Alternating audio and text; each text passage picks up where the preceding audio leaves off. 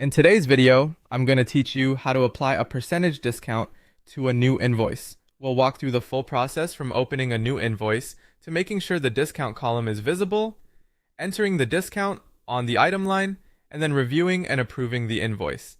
This is a simple workflow, but it's important to do each part carefully so the discount is applied correctly and the final balance reflects exactly what you expect.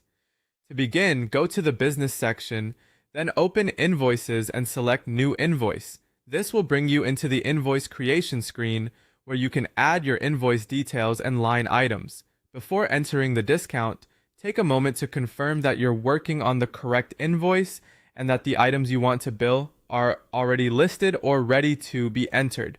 That helps prevent mistakes later when reviewing totals. Next, make sure the discount percent column is enabled in the invoice view.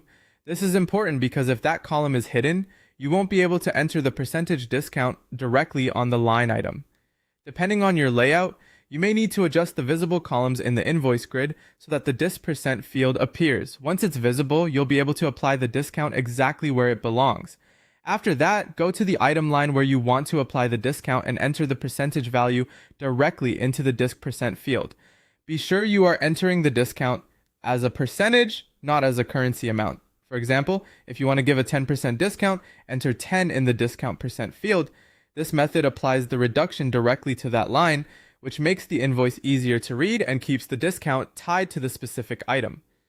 Once the discount has been entered, review the invoice balance carefully. Check that the discount has been calculated properly and that the updated total matches your expectation.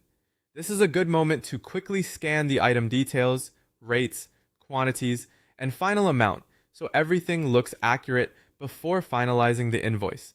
When you've confirmed the balance is correct, click Approve.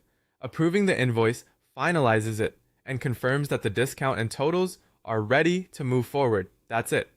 By opening a new invoice, enabling the discount percent column, entering the percentage directly on the item line, and approving